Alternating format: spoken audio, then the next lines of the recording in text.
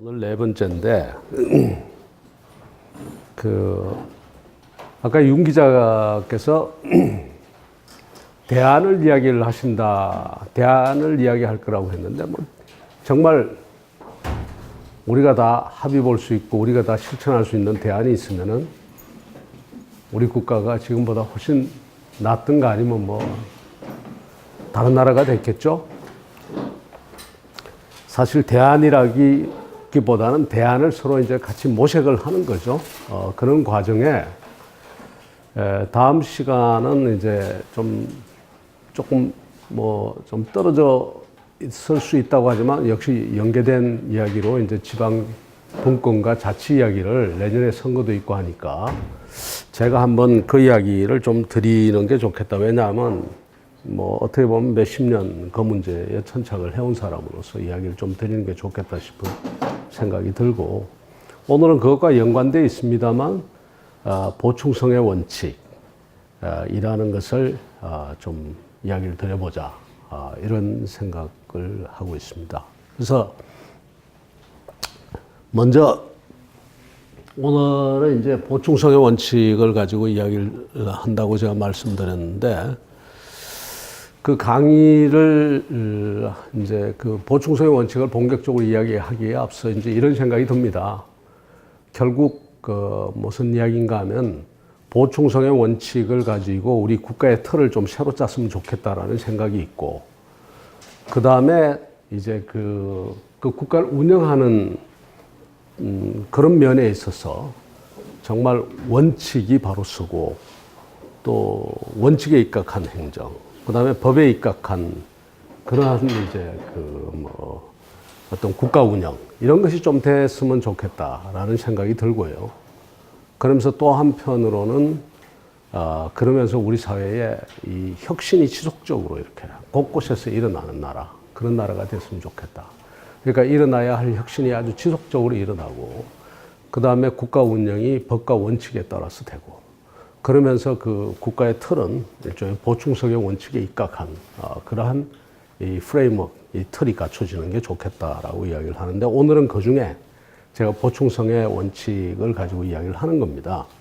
근데 왜 제가 강의에 앞서서 이 두 문제를 이야기를 드리는가 하면, 그 혁신이 지속적으로 일어나는 나라라고 하는 이야기는 뭐 제가 중간에 또 이야기가 좀 나오겠습니다만, 굳이 혁신이 왜 일어나느냐 이렇게 물으실 분은 없으리라고 생각을 합니다. 근데 왜 앞에 걸 가지고 이야기를 하느냐 하면은, 오늘 아침에도 제가 어떤 신문에 칼럼을 하나 썼습니다만, 우리 사회에서 보면 제가 정부에 있으면서 굉장히 괴로웠던 것 중에 하나가 이 법에 맞지 않는 것, 그 다음에 규정에 맞지 않는 일을 행해야 될 때가 굉장히 많아요. 그런데 이제 공무원들은 피하죠. 될 수 있으면 안 하려고 해요. 안 하려고 하는데 안 할 수가 없다고. 왜 안 할 수가 없는가 하면 그 조직 논리라는 게 있거든. 그러니까 청와대도 청와대 나름의 논리가 있는 거예요. 그게 어디서 어떻게 나왔든 간에. 그 이제 제가 왜 이야기를 드리는가 하면, 이번에 그런 거 있잖아요. 국정원에 특수활동비를 썼다, 뭐 이렇게 돼서 지금 문제가 생겼단 말이에요. 근데 한쪽에서는 뭐라고 그러는가 하면 그 관행이었다 이러거든. 실제 관행이라고 이야기할 수 있어요. 왜냐하면은 참여정부, 그 다음에 국민의 정부는 난 내가 이야기를 못 하겠고, 참여정부는 청와대가 그걸 안 썼어요. 공식적으로는 안 썼다고. 근데 모르지. 무슨 개인 단위로 내려가가지고 무슨 일탈적인 행위가 있었는지 없었는지는 우리는 알 수가 없어요. 그러나 청와대가 공식적으로 이렇게 갖다 쓰고 한 건 없었거든. 근데 나머지 거의 대부분의 정부들은요, 그 돈을 갖다 썼어요. 내가 여러분들께 이 자리에 말을 못하지만 정말 많이 갖다 썼다고. 청와대도 갖다 쓰고 총리실도 갖다 쓰고 뭐 각 부처도 갖다 썼어요. 그리고 일부 부처는 어떤 생각을 하는가 하면, 자기들이 쓰기 굉장히 곤란한, 말하자면 공식적인 예산에 반영하기 힘든 그런 부분이 있잖아요. 그런 비용이 국정원의 그 특수활동비에 들어있다고 생각하는 거예요. 그러니까 당연히 말하자면 그 해가 되면, 말하자면 예산 배정할 때는 야, 꼭 우리 돈 달라고 하듯이 너 그거 안 가져오냐? 여기 써야 되는데 안 가져오냐? 여러분들 대충 짐작하겠죠. 예를 들어서 뭐 교육부가 각 학교의 학생처장하고 뭐 이렇게 해가지고 학생운동과 관련돼가지고 뭐 쓸 일이 있는데 그거 교육부 예산에 반영을 못 하거든. 그러니까 그게 이제 국정원 돈을 갖다 쓰고 옛날에 그랬단 말이에요. 그러니까 일종의 관행시 된 것이 있어. 근데 관행이라는 게 왜 나옵니까? 법은 여기 있고 일은 해야 되고 법은 여기 있거든. 그 일이 무슨 일이든 간에. 그러니까 법대로 하면 되는데 법대로 해서 안 되니까 관행이라는 게 만들어지는 거야. 그리고 그 관행이라는 것이 공직자들에게 굉장한 프레셔를 줘요. 야, 이때까지 선배들이 다 해왔는데 너 왜 안 해? 예를 들어서 내가 오늘 그 칼럼에도 썼지만 내가 청와대에 있을 때도 행정안전부에 그 특별교부세를 청와대가 일종의 할당을 받아서 썼어요. 대통령이 어디 가면 선물 주듯이 이렇게 주고 오고 청와대 참모들도 가가지고 뭐 어디 그런 거야. 우리 사회가 청와대 정책실장이 어디 간다 가면은 그 시군 같은 데서 아니 그냥 가십니까 이런다고. 뭐 어떡하겠어요. 그냥 온다는 게 좀 그러거든. 그러니까 할 수 없이 뭔가 하면 아니 그래 뭐 요즘 뭐 급한 일이 뭐가 있습니까? 예를 들어서 뭐 하나 해결해야 될 일이 꼭 있으면 한번 이야기 해보라고. 그러면 어디 저 마을회관 하나 어디 짓는데 말이야 한 10억 듭니다. 알았어요. 근데 이렇게 특수활동비가 그냥 그 자리에서 결정해서 나가는 거예요. 그 특수활동비가 아니라 특별교부세가. 근데 그게 대한민국 그 교부세법 어디를 봐도 그렇게 쓰라는 게 없거든. 청와대 정책실장이나 대통령이나 누가 말이야 특별교부세를 그 자리에서 결정해가지고 그런 게 없다고. 그건 행정안전부 장관, 행정안전부 돈이라고. 그러니까 이런 것을 하기 싫지. 나중에 가가지고 기준이 바뀌고 세상이 바뀌어가지고 너 그 법이 없는 짓을 왜 해서 하면 할 말이 없는 거야. 실제로 저 누구라고 말씀은 안 드리지만 청와대 간부 한 사람이 특별교부세 때문에 결국은 감옥 갔잖아요. 그런 일들이 있거든. 이게 뭔가 하면 곳곳에 그 행정단위, 아주 하부 단위에서 그냥 작은 민원 하나 처리하는 것부터 시작해서 청와대에 가가지고 관행이라는 게 있는 거야. 나는 그래서 이 관행이 없었으면 좋겠어요. 법에 없는 관행. 법에 없는 관행 가지고 관행이라는 이름 아래 그 위에 뭘 씌워놓는가 하면 면죄부를 씌워놓거든. 그래서 봐줘. 근데 어느 날 어떤 사람이 다른 기준으로 와서 그 면죄부를 확 걷어치워버려. 그러면 지금까지 관행을 따랐던 사람은 다 죄인이야. 할 말이 없는 거야. 그러니까 이거 관행 없어야 되는 거야. 관행이라는 게 법대로 원칙대로 하는 행정이 돼야 되고 국가라는 것은 모름지기 그렇게 운영이 돼야 되는 거야. 곳곳에 그래. 곳곳에. 그리고 매일같이 사고가 나는 거야. 그거 가지고 세월이 바뀌면은 다음 정부가 또 바뀌어 보세요. 이번 정부에서 한 관행이 또 다시 죄가 또 안 되는 거야. 그 관행이라는 게 왜 만들어졌어요? 권위주의 정부 시절에 권위주의 정부들이 막 진짜 법에 없는 짓들 많이 했거든. 그러면서 그 관행이라는 것이 만들어졌는데 이제는 이거 한번 전부 정리할 때가 됐다 싶어요. 이번 기회에 그냥 싹 다 뽑아가지고 말이야. 정말 관행을 다 거의 없애듯이 다 한다. 이렇게 생각하고 법과 어긋난 관행들 다 없애버려라. 이거. 그럼 청와대 같으면 예를 들어서 청와대가 특별교부세도 안 쓰고 그 다음에 특수활동비도 안 쓰고 그럼 청와대 예산 지금 가지고 되질 않아요. 안 된다고. 그럼 어떻게 해줘야 되느냐? 청와대 예산을 올려줘야지. 청와대 예산이 지금 800억이 아니라 한 2천억 정도 이렇게 해줘야지. 그래야지 대통령이 어디 가면 그 자리에서 민원 받으면은 스님 어디 절에 갔는데 스님이 우리 요사체가 다 무너져 갑니다. 오케이. 내가 하나 수리해 드릴게요. 하고 그 해 바로 다음에 예산에 반영하는 게 아니라 올해 예산에 그 특별교부세 이렇게 나가듯이 청와대가 그런 예산을 가지고 쓰면 되잖아요. 근데 청와대 대통령도 특수활동비가 있거든. 그럼 대통령 특수활동비를 더 늘리면 될 텐데. 그거 늘린다고 하면 이제 국민들이 돈 많이 쓴다고 그러지 국회의원들이 국회에서 말이야. 그거 가지고 무슨 협상 카드 쥐듯이 앉아가지고 하니까 귀찮으니까 아예 제껴버리고 그냥 이것저것 갖다 쓴단 말이에요. 이제 우리 없어져요. 국회는 국회 나름대로 가지고 청와대가 돈 필요한 건 주고 그 다음에 청와대도 법에 어긋나는 관행 다 없애고 이렇게 해서 좀 세상 좀 조용하게 살자.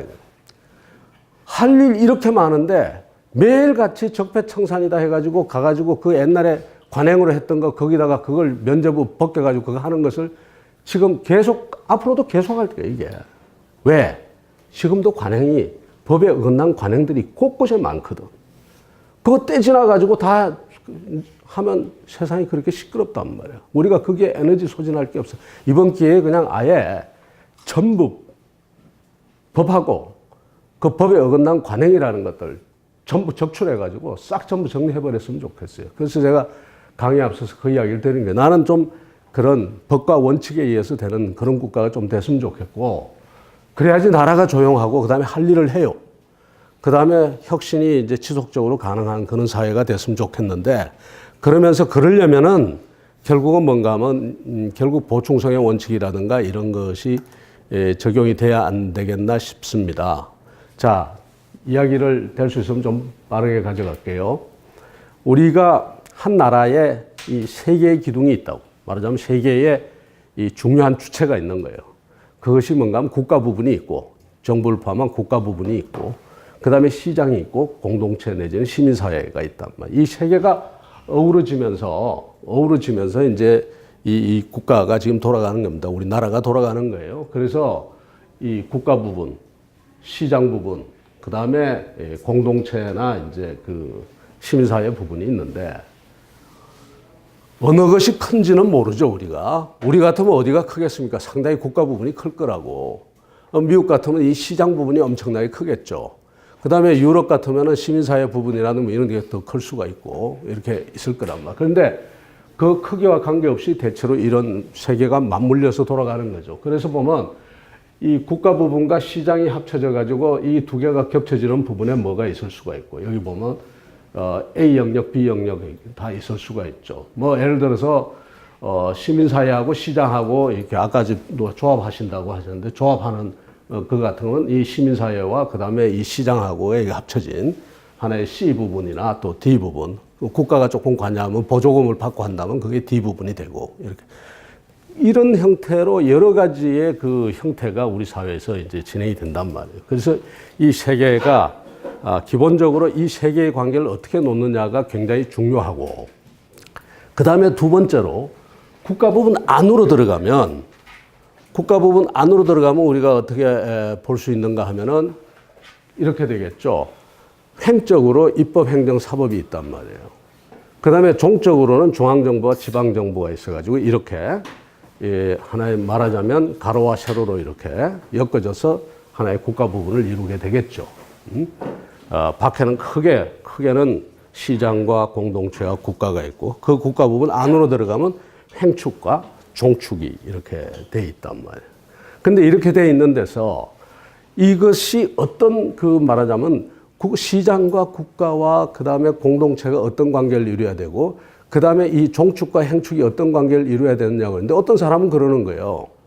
야, 그 종축이고 행축이고 뭐 하나로 다 직결해서 한 곳에서 국가가 다 권력을 잡아야 되고, 그 국가 중에서도 국가의 수반이 아니면 행정 수반이나 국가의 지도자가 힘을 다 가져야 돼. 이게 이제 독재고 전제가 되는 거죠. 또 그렇게 해야지만이 된다고 믿는, 우리가 보면 말도 안 된다고 하지만 그렇게 믿었던 사람이나 지금도 믿는 사람이 없잖아, 있어요. 그리고 국가를 그렇게 운영했죠. 누가 그렇게 했느냐? 우리 지금 우파도 있고 좌파도 있고 다 있어요. 전부 국가주의적인, 그리고 전제적인 그런 그 통치를 했던 스탈린 같은 거 좌파 입장에서 그렇게 한 거고, 그 다음에 히틀러 같은 사람은 우파 입장에서 그렇게 모든 권력을, 시장이고 공동체고 다 그냥 거기에 군림하고, 국가가 군림하고, 그 국가 권력을 자기 자신에게 아니면 국가의 최고위 그 직에다가 다 집중시켜가지고 운영을 했단 말이에요. 이렇게. 반면에, 야, 국가는 좀 제발 좀 작아져라. 오히려 시장이 주도하고, 그 다음에 공동체 내지는 시민사회가 주도하는 게 그것이 맞지 않느냐라는 또 다른 하나의 이제 극단의 이론들이 또 있을 수가 있다고요. 그런 사람들이 이제 이 국가 주도가 아니라 시장과 공동체가 주도해야 되지 않느냐라는 이제 이야기를 하는 사람. 여기도 우파가 있고 좌파 있고 다 있어요. 우파의 우리 대표적인 아담 스미스라든가 그 뒤에 아담 스미스의 그 뒤를 따라간 이제 하이엑. 그야말로 진짜 자유시장 경제주의자예요. 제가 지금도 기억하는데요. 왜냐하면 너무나 쇼크를 받았기 때문에. 나와 내 친구들이, 그때 공부하는 친구들이 다 쇼크를 받았는데, 78년에 하이엑이 한국에 왔어요.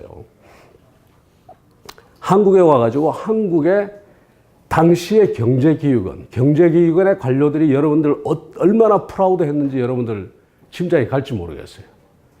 스스로들이 다 한국 경제의 빌드라고, 건설자라고 생각했던 사람들이 어마어마하게 정말 엘리트들이었고, 우리나라 최고의, 지금의 엘리트들은 무슨 저쪽으로 말하자면 로펌으로도 가고, 그 다음에 기업으로도 가고 하겠지만, 그때는 다 엘리트들은 고시하고 그럴 때고, 그 다음에 고시한 친구들 중에서도 가장 이제 성적이 뛰어나고, 그 다음에 배경이 좋고 한 사람들이 다 어디로 가는 경제기획원으로 갔단 말이에요. 그리고 실제로 그 사람들이 정말 자기 나름대로 그 계획 경제를 챙겨 나갈 때거든요. 굉장히 프라우드한 사람이고, 국가 주도의 그 성장 전략이라는 데 대해서 거의 신앙에 가까운 신념들을 가지고 있던 사람들이. 그 사람들과 국책연구원의 연구원들을 쫙 불러요. 78년도에. 하이엑, 참 재밌죠? 난 그게 말이죠. 굉장히 놀라운 장면이에요. 왜냐하면 우리가 보통 보면 자기하고 비슷한 생각을 가진 사람 이야기를 자꾸 들으려고 비슷한 생각 가진 사람을 불러가지고 강연을 시키고 한다고. 근데 그때 정부가 국가 주도주의와 국가 기획주의에 완전히 빠져 있는 정부가 그와 정반대되는 하이엑을 불러서 그 공무원들에게 왜 말하자면 국가 기획주의가 나쁜가를 강의를 한 거예요. 그러면서 그 하이엑이 뭐라고 했냐, 그 자리에서. 자기는 화폐를 왜 국가가 발행하는지를 모르겠다는 거예요. 화폐를. 내가 그게 쇼킹한 거야. 화폐도 여기서 화폐를 발행하고 저기서 화폐를 발행해서 그것이 말하자면 크레딧을 얻은 쪽이 통용되면 그만이지. 국가가 그 화폐를 가지고, 그 다음에 국가가 그 화폐를 가지고 통화량을 늘렸다가 줄였다가 인플레이션을 조장했다가 그 다음에 가서 디플레이션을 조장했다가 그러지 않습니까? 지금 양적완. 이것이 결국은 세계의 경제를 어디로 흘러간 엉뚱 왜곡시키고, 그 다음에 가가지고 빈부격차를 오히려 만들고, 권력과 경제가, 권력과 그 다음에 돈이 결탁하는 그런 걸 만드는 통로가 되는데 왜 이래야 되는지 자기 모르겠다라고 했다. 놀랍게도 제가 거의 말해 78년인가 언제 40년쯤 된 지금에 와서 내가 놀라는 거예요. 그때 하이엑이 그랬거든. 근데 지금 바로 어떤 일이 벌어지고 있습니까? 비트코인이라든가 이런 것이 일어나고 있는 거야. 오히려 지금 비트코인의 그것이 지금 비트코인이 올라가는 이유가 뭡니까? 한정이 돼 있거든. 더 이상 발행할 수가 없는 화폐라고, 그거는. 근데 이거는 뭐예요? 달러는 무한대로 가가지고 진짜 인쇄소가 있는 한 다 찍을 수 있는 거예요. 언제까지. 그래서 미국이 망하지 않는다는 게 인쇄소가 있는 한 망하지 않는다는 이야기가 나오고. 이렇게 경제를 왜곡시키는데 비트코인은 그게 아니거든. 그러니까 내가 갑자기 40년 전에 하이에크 그때 왜 화폐를 국가가 발행해야 되냐 이 생각이 드는 거예요. 근데 그 하이엑 같은 사람은 정말 아무것도 하지. 국가가 개입한다는 거야 그야말로 이 슬레이버리, 그 애종의 길이다라고 이야기를 했단 말이에요. 이 자유시장 경제주의자. 완전히 앞에 스탈린, 히틀러. 반면에 좌파 입장에서도, 좌파 중에서도 좌파, 프루돈 같은 사람. 마르크스하고 엄청난 그 견해차이기 때문에 그 제자들도 서로가 부딪히고 그랬지만, 프루돈 같은 사람은 보세요. 국가가 있어서 국가가 통치한다는 것이 무엇을 의미하느냐. 국가가 통치한다는 것은 인스펙트 하는 거고, 말하자면 조사하는 거고, 스파이 해가지고 염탐하는 거고, 나를 지도하는 거고, 입법화하는 거고, 규제하는 거고, 잡아넣는 거고, 근데 세뇌시킨다는 거고, 설교한다는 거고, 통제한다는 거고, 평가한다는 거고, 번호 매긴다는 거고, 나쁜다. 이게 지금 내가 짧게 저렇게 했는데 프루동의 책에 보면요. 거의 한 페이지 갑니다, 이게. 세상에 나쁜 단어는 다 적어놨어요. 프루동. 이 프루동은 뭔가 하면 어떤 형태의 국가는 그것이 공산주의 국가든 아니면 자본주의 국가든 그 국가가 권력을 쥔다는 것 자체가 벌써 인간을 이것은 벌써 노예로 만들고 그 위에 뭐 하는 건가 하면 나를 염탐하고 번호 매기고 규제하고 분류하고 이건 안 된다. 어디로 가야 되냐. 오로지 커뮤널 라이프, 공동체, 조합주의 이렇게 해서 가야 된다라고 생각해요. 우리끼리 조합 만들어서 우리끼리 공동체 만들어서 하는 이것이 가장 이상적인 삶이라고 생각하고 그 다음에 어떠한 형태의 국가도 그건 안 된다. 아나키스트죠. 좌파 아나키스트였단 말이에요. 그러니까 아주 극단적인 이런 서로가 그 국가의 역할과 그 다음에 시장의 역할과 공동체 역할에 대해서 우리가 너무나 상반된 지금 생각들을 가지고 있는 거예요. 아주 간단하게. 그런데 이 지금 오늘 제가 이야기 드릴 보충성의 원칙이라고 하는 것은 뭐냐? 보충성의 원칙이라는 것은 먼저 여기 밑에 봅시다. 어떠한 공공부분의 공공기관, 퍼블릭 에이전시도 뭐를 하면 안 되는가 하면 프라이빗 에이전시가 민간 부분이 민간 기구가 할 수 있거나 아니면 더 잘할 수 있는 것, 그걸 해서는 안 된다는 거예요. 누가 먼저 해야 되느냐? 공동체와 그 다음에 시장이 먼저 하고 거기서 못하는 것을 그 다음에 뭐가 해야 되는가 하면 퍼블릭 에이전시가 해야 되고 그 다음에 또 뭔가 하면은 노 하이어 레벨 퍼블릭 에이전시 위에 상층에 있는 정부는 상층에 있는 그러니까 아까 이 종적인 단위에서 횡적인 단위에서는 뭐예요? 국가가 하여튼 시장과 공동체가 우선 가야 된다는 거고 종적인 단위에서 보면은 뭐라고 이야기를 하는가 하면 하위 단위의 정부가 할 수 있는 일에 그게 말하자면 상위 단위의 정부가 특히 국가정부가 개입해서는 안 된다는 거예요. 이게 보충성의 원칙입니다. 뭘 해야 되느냐? 다만 보충적으로 개입해야 된다. 보충적으로. 근데 왜 국가가 아니면 상위 기관이 밑에 기관이 할 수 있고 그런데 왜 개입하느냐? 개입하지 말라. 이게 보충성의 원칙이고 여기는 어떤 생각이 깔려 있는가 하면 내가 여러분들 첫 번째 시간에 할 때 우리 국민이나 우리 여기 다 인간들이 우리 개개인이 다 괜찮은 사람들이라는 거예요. 괜찮은 사람들이고 이 괜찮은 사람들이 스스로의 커뮤널 라이프 공동체 생활을 통해서 뭐가 하나 더 발전해 갈 수 있고 그것이 결국은 이 중심을 이룰 때 이 세상이 더 훨씬 더 나은 세상이 되는 것이다라고 보는 거예요.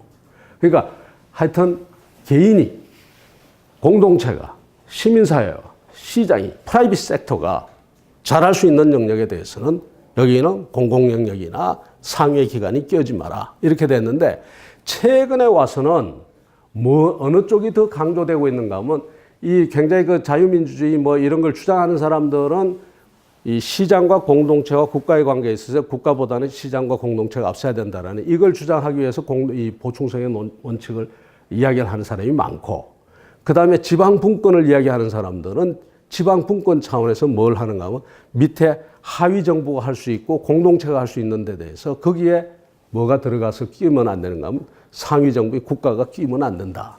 국가가 간섭하면 안 된다라는 게 이게 이제 다른데 뒤에 부분은 지금 아주 활발하게 말하자면 공식적으로 그 중앙정부와 지방정부 관계를 규정하는 데 있어서는 거의 공식화돼서 유럽의 EU의 기본정신 메스트리 조약에 들어가 있고 유럽의 거의 대부분의 국가가 이것을 헌법이나 그렇지 않으면 법률로서 다 보장하고 있고 이렇게 되어 있는 그런 상황입니다. 그런데 이 보충성의 원칙을 이야기를 이제 여러 사람이 이야기한 걸로 되어 있지만 이거 어떻게 좀 예. 가장 그 먼저 이야기하신 분 내지는 이분의 이야기가 말하자면 일종의 하나의 그 계기를 만들었다라고 이야기를 하는데 그게 이 지금 누군가 하면 레오 13세 1800년대 후반에 1870 몇 년부터 약 한 27, 8년간 교황에 재위하셨던 그러니까 교황 중에서 가장 그 말하자면 세 번째로 오래 재위를 하신 분입니다. 재위를 하신 분이고 90이 넘어서까지 교황을 하셨던 분이에요. 그런데 나는 가톨릭 신자는 아닙니다만 가톨릭 안에서의 레오 13세의 존재는 정말 대단합니다. 왜 그런가 하면은 여러분들도 언제 기회가 있으면 이게 참 한글로 번역된 걸 못 구해서 제가 뭐 합니다만은 영어가 괜찮으신 분은 영어로는 라틴어로 된 것을 영어로 번역이 되어 있는데요. 정말 읽어볼 만합니다. 저는 대학원생들한테 반드시 읽힙니다. 이 레오 13세의 레룸 노바름이라는 건데 이게 뭔가 하면 of the revolutionary change. 그러니까 새로운 것들에 대하여, 새로운 어떤 혁명적인 것에 대하여. 그리고 그 부제가 뭐라고 보이는가? Right and duties of capital and labor. 자본과 노동의 의무와 권리에 대해서 교황이 썼는데 이것이 물론 교황이 혼자 쓴 게 아니라 상당한 그 당시의 신학자들과 그 당시의 학자들과 논의를 해서 이제 정리를 한 거겠죠. A4 용지로 포인터 10으로 옮기면 약 한 35페이지가 굉장히 분량이 두꺼운 거예요. 이걸 교황이 다 돌렸거든요. 그 주교들한테 돌리고 숙독하고 그것을 가지고 교인들에게 지도하라고 이제 돌린 겁니다. 거기에 참 재미있는 이야기가 나와요. 교황이 하는데 이제 그 당시 상황을 좀 이해하실 필요가 있어요. 그 당시 상황은 뭔가면 여러분들 아시다시피 이제 산업혁명이 1차, 2차 산업혁명이 끝나고 산업혁명이 일어나가지고 기계화가 이제 일어나고 그 다음에 소위 그 농촌 주민들이 도시로 몰리고 하면서 도시 노동자들이 거의 너무나 궁핍한 생활을 하게 되는 거예요. 그리고 거의 이 교황이 이야기하시는 바가 뭔가 하면 거의 노예와 같은 생활을 하고 있다. 이 노동자들이. 그 자본을 가진 자들이 이 도시로 올라온 그 농민들과 그 다음에 도시로 이주한 그 새로 이입한 사람들을 그 다음에 노동자들을 거의 이중으로 착취를 하고 있다. 이중으로. 일하면서 착취하고 임금 적게 주고 임금 적게 준 데다가 그 위에다가 고리대금 줘가지고 이자 뜯고 이중 삼중으로 착취를 하고 있다. 노동자들은 무한 경쟁이 불러오는 탐욕과 인정사정 보지 않는 고용주들에 휘둘릴 수밖에 없는 처지가 됐다. 경제 전체가 소수의 가진 자들에 의해 장악되어 있는 상황에서 다수의 궁핍한 노동자들은 노예나 다름없는 상태에 있다. 이렇게 이야기를 하죠. 거기서 이제 그런데 그 상황에서 뭐가 일어나는가 하면 소위 사회주의 운동과 공산주의 운동이 일어납니다. 당연히 일어나겠죠. 노동자를 중심으로 해서. 근데 특히 공산주의 운동을 일으킨 사람들이 제일 먼저 부르짖었던 게 뭡니까? 당연히 사유재산 제도의 철폐, 사유재산을 부정하고, 그 다음에 그 프롤레타리아 혁명을 통해 가지고 그 국가 권력을 잡은 다음에 그 국가 권력이 자본 세력을 누르는 것을 눌러야 된다라고 주장하고 나왔단 말이에요. 교황이 그게 놀란 거예요.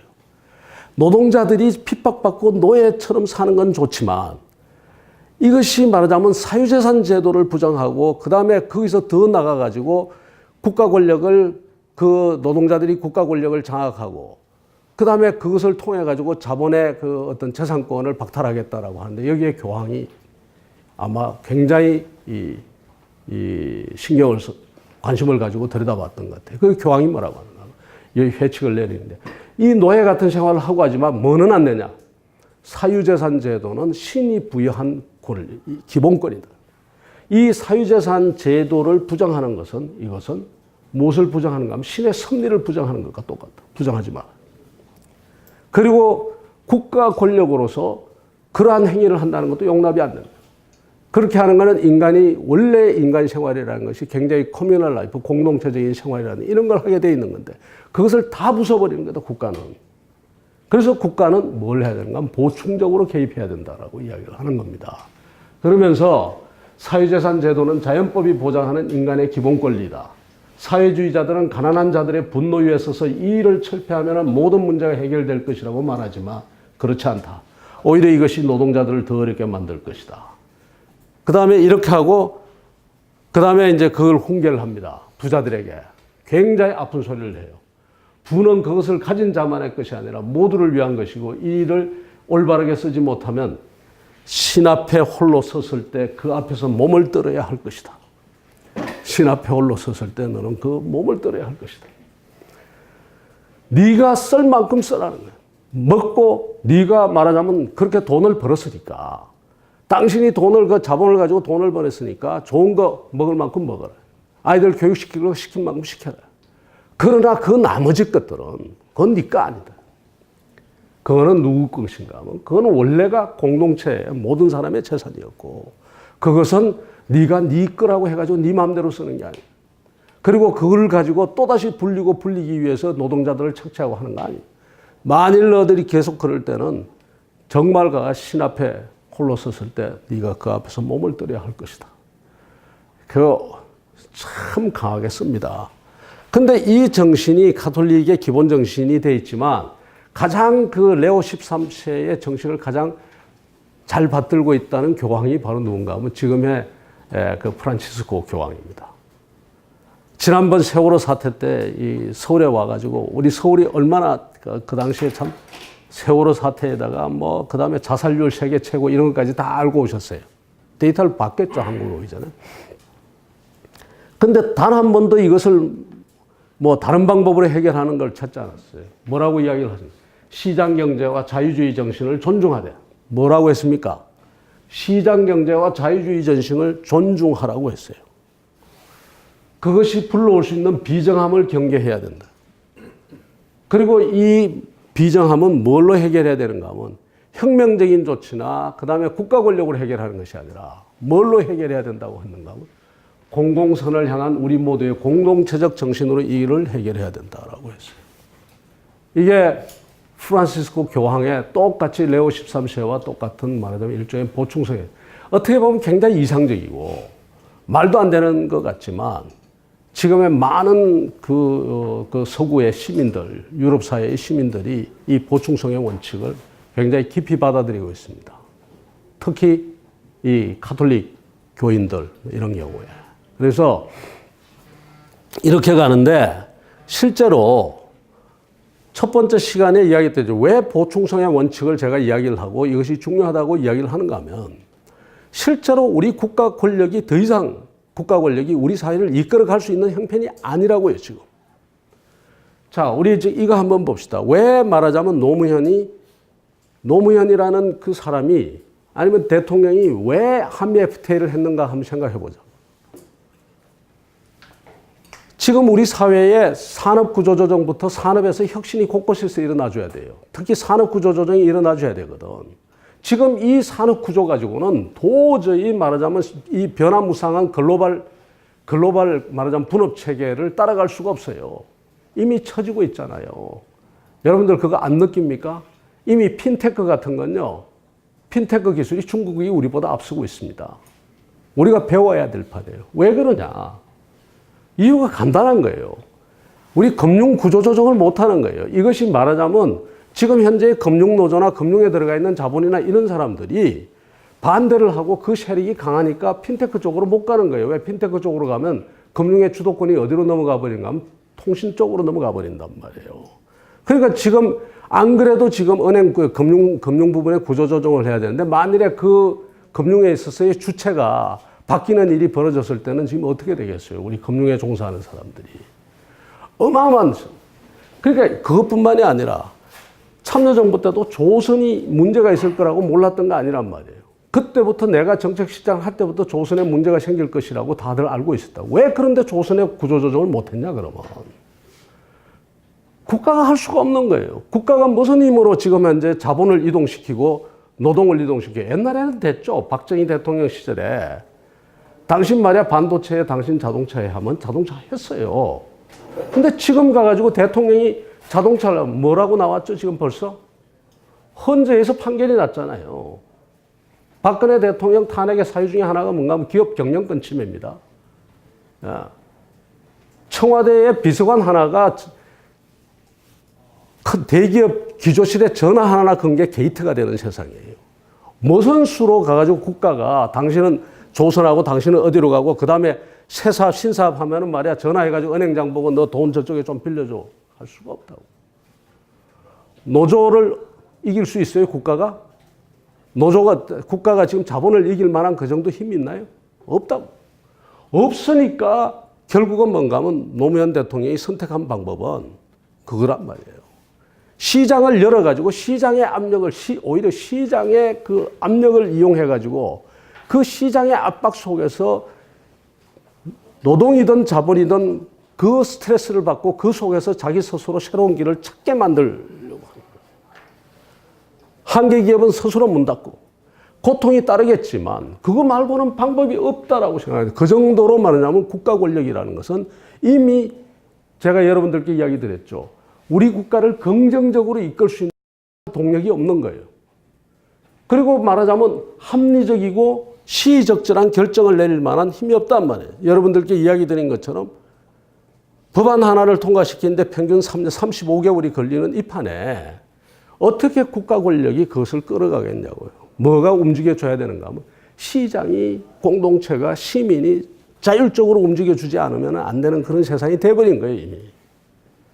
그렇기 때문에 그래서 그렇단 말이에요. 그래서 국가 역량이 우선 안 되고, 그 다음에 두 번째는 실제로 가가지고 그 혁신이 일어나는 방법도 국가가 이렇게 혁신해라, 저렇게 혁신해라. 아까 제가 그랬죠. 우리 국가가 잘 되려면 혁신이 지속적으로 일어나줘야 된다고.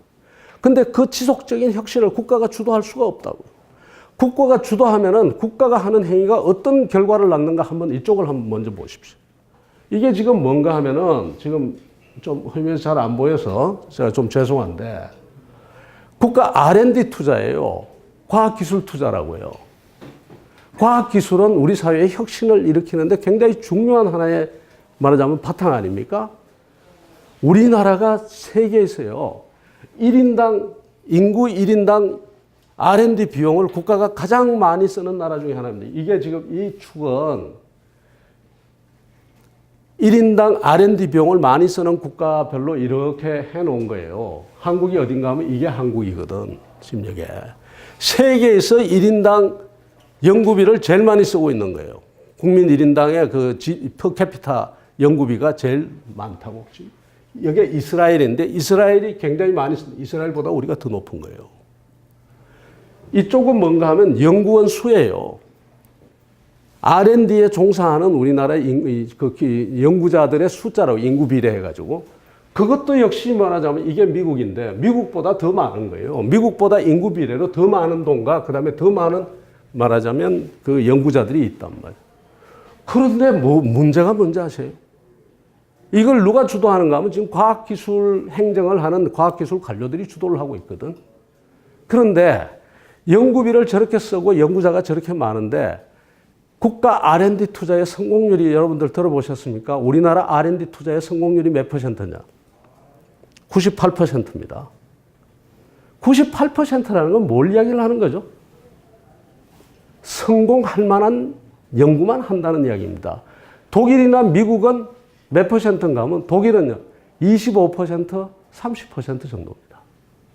실패하는 연구를 하고 있는 거예요. 뭘 하느냐? 기초 연구와 그 다음에 아주 혁신적인 연구를 하는 거예요.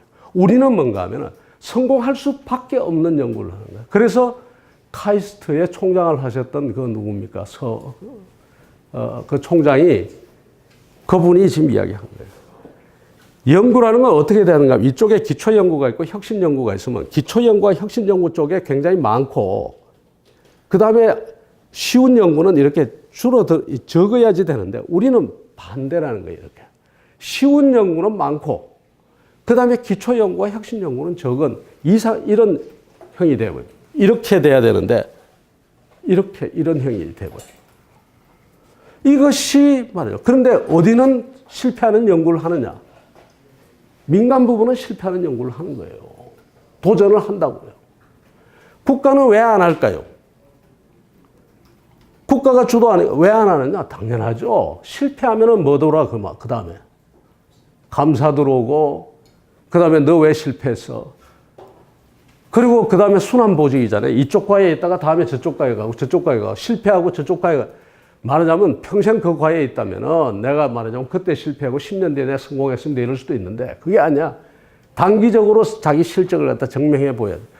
이런 관료체제, 여러 가지 문제 때문에 하여튼 우리는 그런 거예요.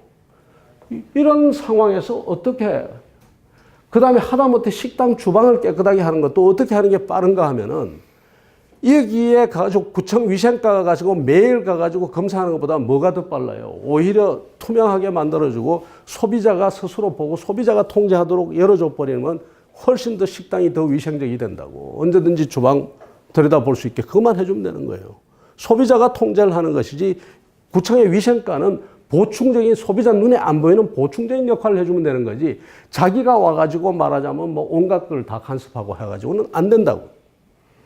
이런 것들이 말하자면 지속 가능한 혁신을 누가 주도하는 것이 더 나으냐 했을 때 당연히 뭐가 더 낫는가 하면 민간 부분이나 그렇지 않으면은 이쪽이 더 나을 수도 있다. 아니면 더 나을 것이다. 이렇게 되죠. 그 다음에 기업이라고 해가지고 소비자들이 지금 사람들이 괜찮아졌잖아요. 사람들이 굉장히 자기 정보도 굉장히 빠르게 흡수하고 그 다음에 지적인 역량도 굉장히 커졌다고 소비자들이. 그러다 보니까 기업들이 어떻게 나오느냐 지금. 기업들이 자기가 하고 싶어서 안 하는 게 아니라 하기 싫어도 뭐를 해야 되는가 하면 CSR, CSV 같은 행위를 해야 되는 거예요. CSR은 이제 Corporate Social Responsibility, 기업의 사회적 책임이죠. 기업의 사회 기여도 하고 뭐도 하고 한단 말이에요, 지금. 그래서 CSR은 이제는 우리 기업 활동의 아주 중요한 부분 중에 하나가 됐다고 이미. 그래서 공공재를 생산하는 것도 국가만 공공재를 생산하고 국가만 공공서비스를 생산하는 것이 아니라 삼성, 현대 같은 이 회사들도 자기가 싫든 좋든 간에 하나의 기업 시민, 코퍼레이트 시티즌으로서의 그 행위를 하지 않으면 소비자로부터 엄청나게 매를 맞게 돼 있단 말이에요. 환경 친화적인 제품을 만들지 않으면은 그 제품에 문제가 생기게 돼 있고 이런 등등. 그래서 한국에서도 이제는 우리도 이제는 옛날하고 달라가지고 CSR 지금 제가 오늘 통계를 다 찾지를 못했는데 CSR을 하는 기업들은 자기 CSR 한 것을 보고서를 냅니다. 대충. 그럼 미국 같으면 보고서를 내는 기업이 완전히 기하급수적으로 이렇게 늘어나요. 중국도 지금 이렇게 늘어나는데 한국도 지금 시작이지만 굉장히 빠른 속도로 CSR 보고서를 내는 기업들이 지금 늘어나고 있어요. 그러니까 뭔가 하면 심지어 개별적인 자기 이익 때문에 하는 거지만 공익과 공공 서비스를 향한 그런 활동들을 하려고 한다, 기업들도. 그냥 말하자면 너들은 공공재와 공공 서비스의 소비자고 국가는 생산자고. 그래서 국가는 공공 서비스와 공공재는 오로지 국가만이 생산한다. 이게 지금 통하지를 않는다. 통하지를 않고 그다음에 CSR 행위 같은 것들, CSR도 그렇지만 CSV는 더하죠. 점차 기업들이 지금 이런 데 눈을 뜨고 있단 말이에요. 지금 이게 CJ가 베트남에서 하는 사업인데 여러분들 아마 많이 들으셨을 겁니다. 어떤 분들은. 베트남에 가서 이제 CJ가 그걸 많이 하니까 농산물을 많이 처리하니까 그 농산물을 베트남에서 길러오는데 베트남에 가서 뭘 하는가 하면 그 농민들에게 농사만 짓게 하는 거예요. 착취만 하는 게 아니라 뭘 할 수밖에 없는가 하면은 농법을 가르쳐야 되는 거예요. 농법을 가르치면 생산량이 확 늘어나고 좋은 제품이 나오잖아요.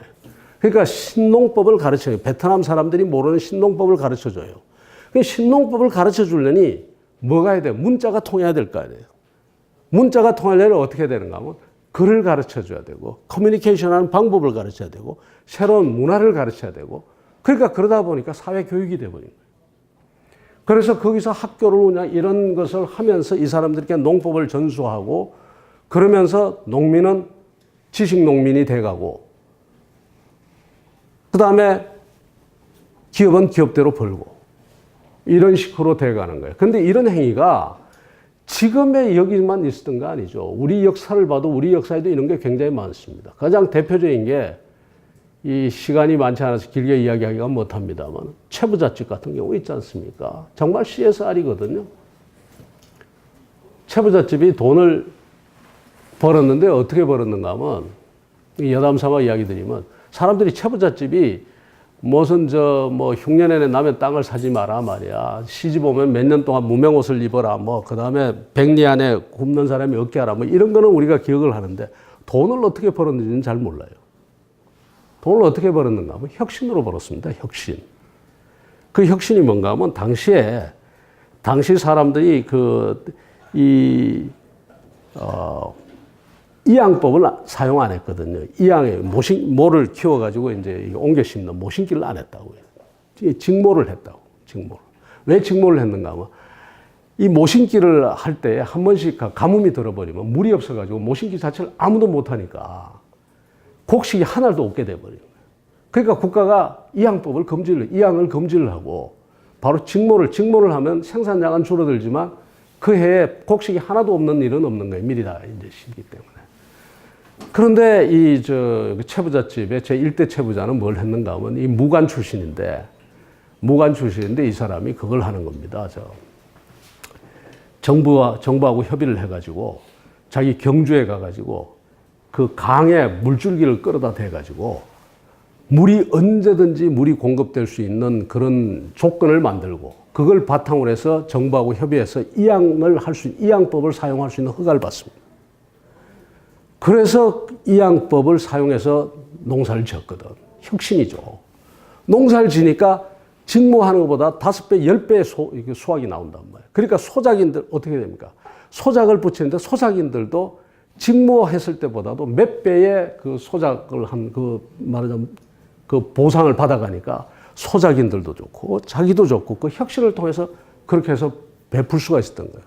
그리고는 농토를 다 더 확보하고 더 개간하고 더 사고 그랬단 말이에요. 근데 재밌는 건요. 이 양반이 CSR 한 거지. CSR, CSV를 한 거예요. 어떻게? 예를 들었어요. 과객을 그냥 보내는 법이 없었어요. 지나가는 과객이 들르면 A급, B급, C급으로 나눠가지고 A급은 이쪽, B급은 저쪽. 그때 신분사회니까 나눠가지고 이렇게 묵어가게 했는데 소위 양반들 중요한 VIP들 A급이 있으면 꼭 최부자가 그 A급을 자기가 직접 대접을 했어요. 대접을 하면서 경주에 가가지고 떨어진 경주에 있으면서 최부자는 뭔가 하면 한양이나 전국 각지에 어떤 일이 벌어지고 있는다는 정보를 다 캐더링한 거예요. 그러니까 그것이 말하자면 밥을 그냥 대접한 게 아니라고. 오히려 최부자는 밥을 대접함으로써 그 국가 사회가 세상이 어떻게 돌아가고 있고 그다음에 조정이 어떻게 돌아가고 하는 그 정보를 다 받은 거예요. 그러니까 이것이 그런 CSR, CSV 행위가 지금만 있는 게 아니라 민간 부분은 원래가 민간 부분도 그렇게 공적인 활동을 하게 돼 있는 거예요. 안 하게 돼 있는 게 아니고 하게 돼 있다고. 그거를 자꾸 말하자면 우리는 뭐라고 생각하는가 하면 민간 부분은 공공 서비스와 공공 재화를 생산하는 게 아니고 소비만 하고 세금 내면 국가가 한다. 이 개념은 이미 아니라는 거예요. 그런 측면에서 다시 우리가 말하자면 민간이나 이런 쪽의 역할에 우리가 관심을 기울일 필요가 있다는 이야기를 제가 드리는 겁니다. 혁신도 오히려 더 빠르게 끌고 가고 그 다음에 이 소비자하고의 관계를 잘 설정하면은 CSR, 우리 사회의 공적인 재화와 공적 서비스를 행하는 것도 더 많을 것이다. 공동체 역시 마찬가지입니다. 공동체는 더 말할 것도 없겠죠. 공동체도 스스로 말하자면 정부 이상의 공적인 재화와 공적 서비스를 생산하고 있습니다. 제가 이게 미국 가서 참 인상 깊었던 일 중에 하나입니다. 미국을 갔는데요. 곳곳에 이런 팻말이 붙어 있어요. 길가에 이만한 이런 팻말이 도로를 차를 타고 가다 보면 여기도 붙어 있고 저기도 붙어 있고 밑에 보면 어떨 때는 사람 이름이 적혀 있어요. 여기는 던캔빌 고등학교 학생회라고 되어 있는데 여기는 예를 들어서 뭐 어느 대학 교수 누구, 변호사 누구 이렇게 되어 있는 경우도 있어요. 근데 이걸 우리 저게 뭐지 도대체 어댑트 하이웨이라는 게 넥스트 투 마일이라는 거. 저게 뭐지? 그러다가 어느 지도교수하고 어디 물건을 사러 가다가 내가 지도교수한테 물었어요. 저게 도대체 뭡니까? 했더니 그 지도교수 말이 참 듣고 내가 깜짝 놀랐어요. 저게 뭐냐? 어댑트 하이웨이 넥스트 투 마일이라는 것은 이 팻말이 꽂힌 데부터 이 마일은 내가 청소하고 내가 관리한다는 거예요. 내가 이 도로를 내가 관리해 준다. 그래서 밑에 뭐라고 썼는가 하면 변호사 누구, 교수 누구, 아니면 지금 던캔빌 고등학교 학생회 이렇게 적는 거예요. 이것이 미국의 대부분의 주가 어댑트 하이웨이 프로그램을 다 가지고 있어요. 그리고 대부분 여러분들 길 가다 보면 이게 다 박혀 있다고. 무슨 어떤 처치, 뭐 그다음에 어떤 동네, 뭐 어떤 패밀리, 뭐 다 박. 실제로 이 사람들이 뭐라고 하면 실제로 저 행위를 하거든요. 말하자면 이 모든 것을 정부가 전부 그것을 다 관리하고 생산한다고 했을 때 그런 세상과 이 커뮤니티가 살아가지고 이 사람들이 스스로 이런 공공재를 생산하겠다고 나설 수 있는 그런 사회. 나설 수 있으려면 이 사람들이 어떻게 돼야 되는가 하면 어떨 때 이런 사람들이 이렇게 나서는가 하면 내가 이 사회의 주인이라는 걸 느낄 때 나서는 거예요.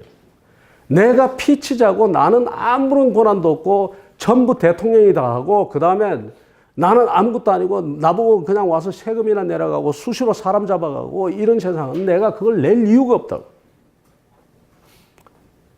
우리나라 독일 사람들이 그러지 않습니까? 니네 나라도 옛날에 독일에 여기 그 정당에 있던 사람이 한국에 와 있던 사람인데 저보고 하는 말이 참 이제 세월이 한참 지나서 요즘 그렇지는 법으로도 금지되어 있습니다만 참 희한하다는 거예요. 독일 사람들은 국회의원을 만나면 저 사람한테 뭘 줄까 뭘 내가 줄 수 있을까를 생각하는데 한국 사람들은 만나기만 하면은 밥 사라. 국회의원 보고.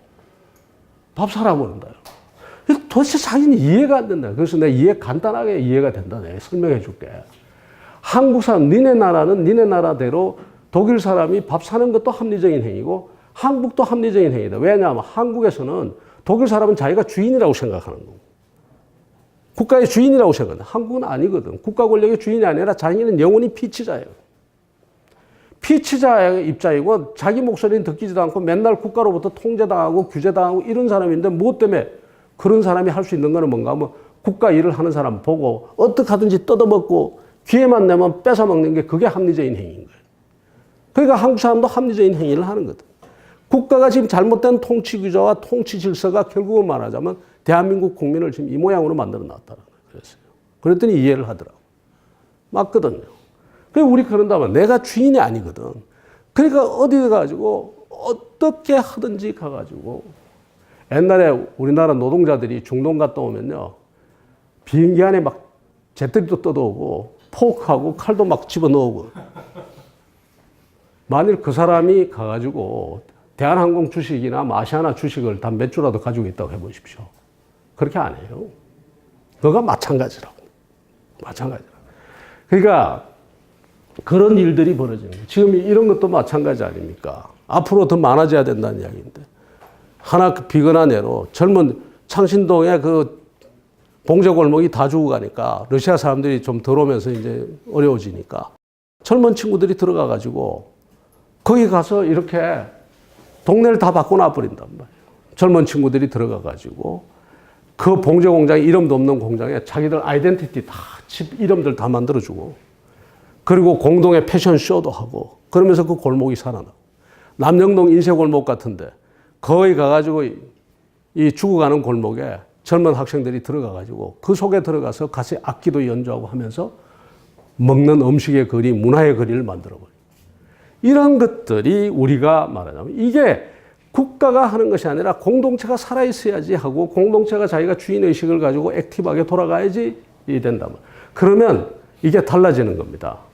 어떻게 달라지는가 하면 경찰도 마찬가지. 행정의 컨셉이 달라져요.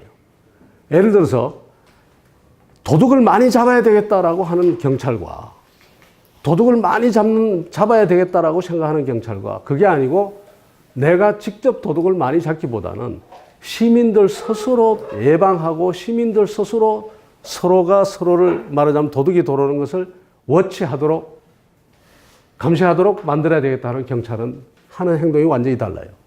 도둑을 많이 잡아야 되겠다, 직접 많이 잡아야 되겠다는 경찰은 그 행정은 어떻게 하는가 하면 장비 사 모으고요, 경찰관 더 뽑고 훈련하고 자기들끼리 그럽니다. 그런데 시민들 스스로 범죄를 예방하게 만들어야 되겠다 할 때는 어떻게 합니까? 당연히 예산을 전부 어디다 투입하는가 하면 시티즌 폴리스 아카데미라든가 이런 걸 이제 시민 경찰 학교 뭐 이런 거 그 자원봉사 경찰이 돌아가도록 자기들은 보충적 역할을 하지 지가 방망이 내고 무조건 다 잡아야 되겠다고 덤비지 않는다고요. 그러니까 경찰 행정의 그 모습이 완전히 달라진다고요. 이게 보충성의 원리를 가지고 하느냐 그렇지 않으면 직접 공급하겠다고 직접 개입하겠다고 하느냐 모든 구석구석이 다 달라질 수가 있는 거예요. 그래서 우리가 지금 어떻게 하든지 시장도 그렇고 공동체도 그렇고 함부로 말하자면 그 우리가 생각할 게 아니다. 특히 공공재의 생산이라든가 이런 부분과 관련해서 이게 바로 뭐라고 하는가 하면 우리가 지금 최근에 와서 유행어가 되고 있는 프로슈밍 행위입니다. 프로슈밍이 뭡니까? 소비자가 생산에 직접 관여하는 거란 말이에요. 지금 우리 보면 너무나 많은 사람들이 지금 프로슈밍 행위에 지금 관여가 있어요. 세상이 점점 그렇게 돼갑니다. 오늘 우리 커피 이거 사가지고 왔는데 옛날에는 다방에 가면 커피 어떻게 줬습니까? 다방 아가씨가 와가지고 다 5가지 줬어요. 지금은 어떻게 하느냐? 내가 가서 주문하고 내가 가서 사고 나가면서 뭐까지 하는가 하면 내가 분리수거까지 하고 나갑니다. 이 말하자면 커피 서비스의 그 생산 과정에 소비자가 깊숙하게 개입해가지고 하는 거예요. 이 프로슈밍 행위를 유발해내는 사회가 그게 우수한 사회고 그 사람이 이기는 거예요, 사실은. 정치에 있어서 프로슈밍 행위를 갖다 만들어낼 수 있는 사람과 안 만들어내는 사람 천지 차이입니다. 노무현 대통령 같은 사람은 정치 소비자들의 생산적 행위를 이끌어냈던 사람입니다. 노사모라는 게 우리나라 최초의 일종의 정치 프로슈머의 그룹들입니다.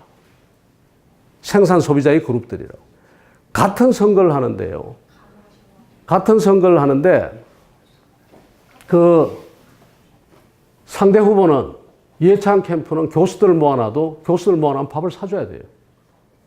내가 당시에 정책자문단장을 했지만 노무현 캠프는 교수들 모아놓으면 교수들이 나가면서 돈을 전부 내고 나가는데 그 돈이 뭐예요? 남아요.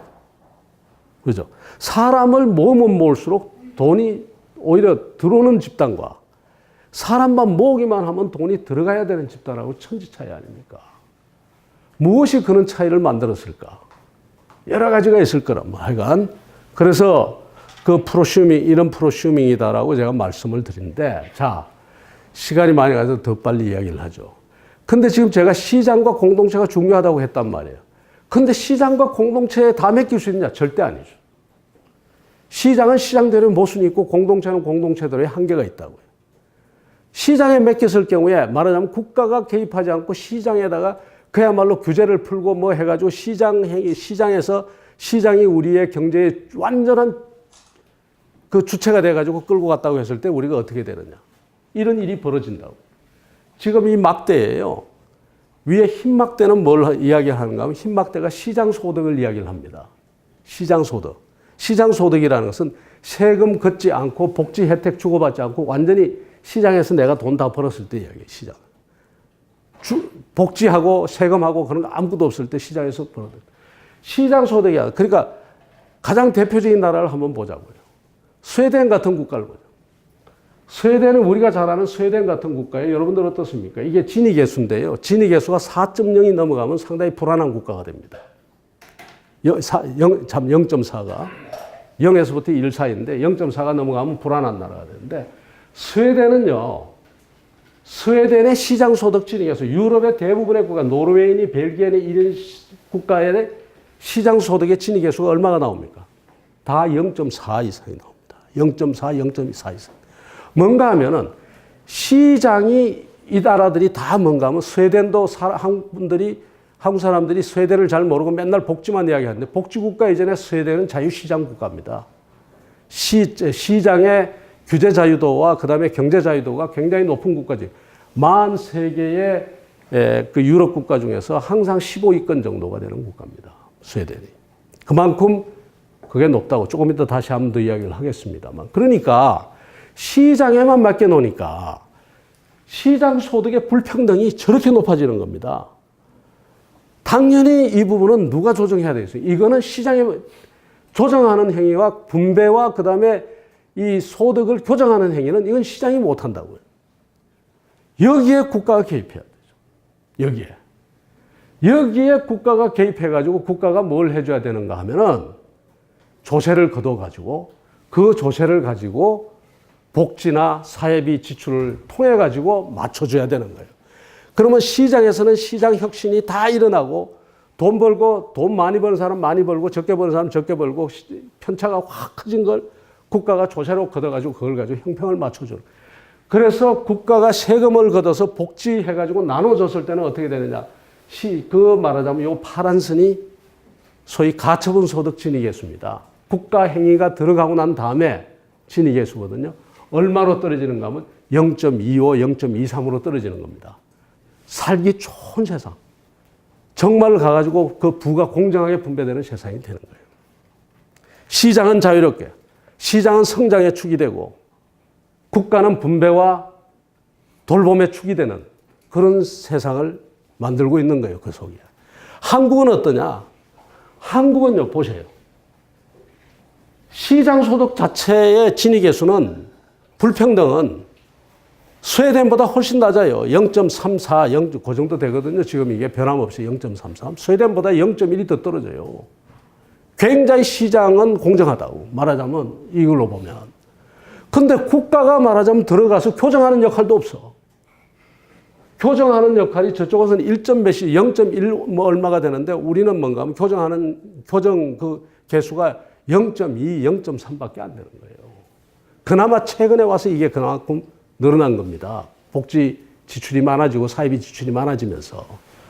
그러니까 시장은 묶어놓고 국가는 또 이 부분에 있어야 될 부분을 해야 할 역할을 또 못하고 있는 거예요. 왜? 조세를 거둘 수가 없으니까.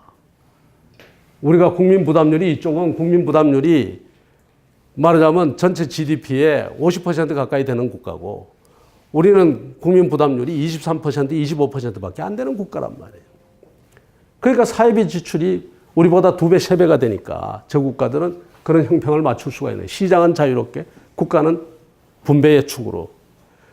왜 국가가 분배의 축으로 들어갔냐? 국가가 아니면 시장과 공동체는 그걸 맞출 수가 없으니까 국가가 보조적으로 들어가는 거예요. 보충하는 거라고. 민간이 잘할 수 있는 부분은 민간에 넘기고 국가가 보충적으로 들어가서 맞춰준단 말이에요.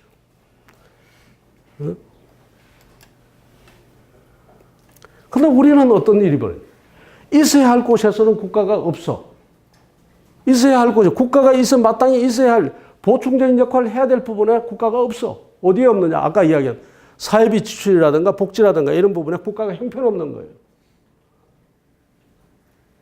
지금 이게 뭔가 하면 GDP 대비 사회비 지출이거든요. 아까 그쪽 나라들은 국가가 이 보충적으로 해야 될 일이 그거니까 국가가 지금 이렇게 GDP의 30% 이상을 쓰고 있다. 한국은 지금 OECD 국가 중에서 제일 꼴찌. 10% 남짓 쓰고 있단 말이에요. 국가가 반드시 있어야 될 영역에 국가가 없는 거예요, 우리는 실제로. 마찬가지죠. 안보의 영역. 안보야말로 시장이 못하고 공동체가 못하는 거 아닙니까? 안보야말로 국가가 있어야 될 영역이에요. 그런데 대한민국은 뭐예요?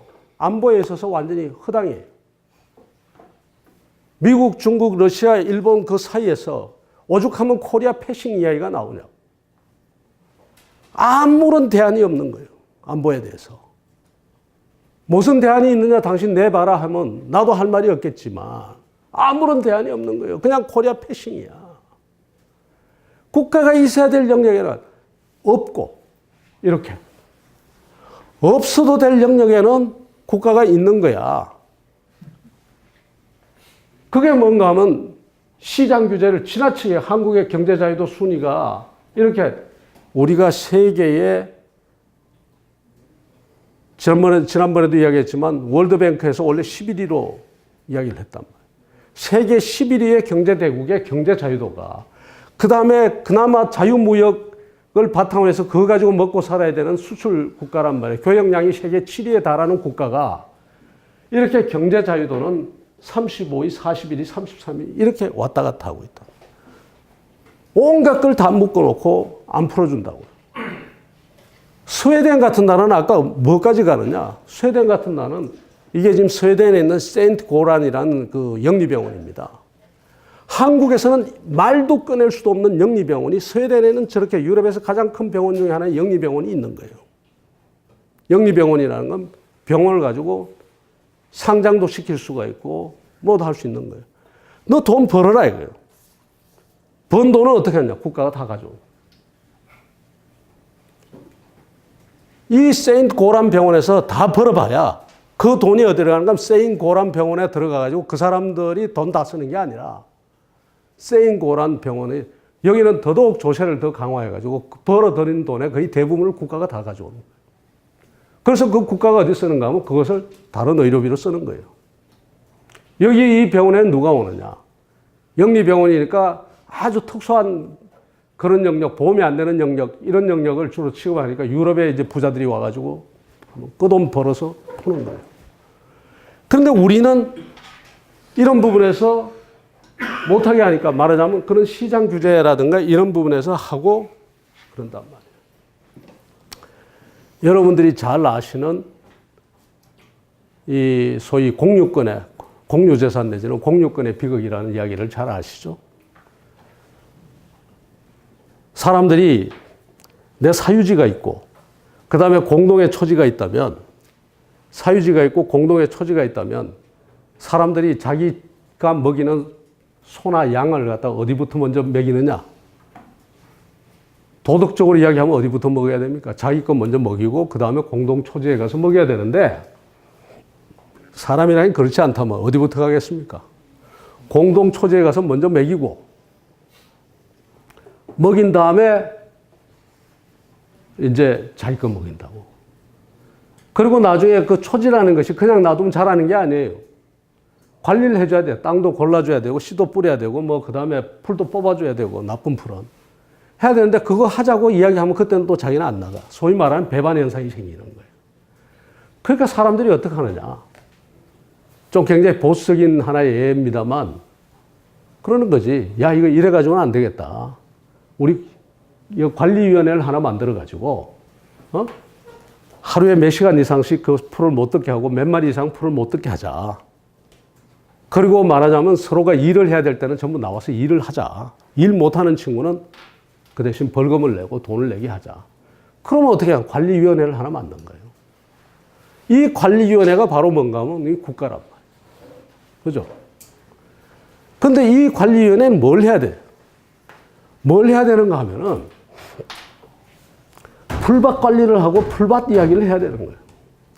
근데 이놈의 관리위원회가 지금 무슨 꼴인가 하면 풀밭 관리는 안 하고 이 관리소장이 완장 차고 다니면서 곳곳에 다니면서 너 집에 숟가락이 몇 개냐? 너 집에 이상한 놈 안 왔어? 너 애 장가 가서 안 가서? 빨리 결혼시켜. 이 간섭하고 다니는 거예요. 이게 잘못된 거지. 있어야 할 그 초지 관리 업무가 그 초지의 관리사무소가 있고 그 관리위원이 있어야 되지. 집집마다 다니면서 개인의 자유나 개인의 사생활에 간섭하고 그 다음에 그 사람들이 잘할 수 있는 영역에 끼어들어가지고 하는 건 아니란 말이에요. 뭔가 역할이 잘못돼 버린 거예요. 우리 국가가.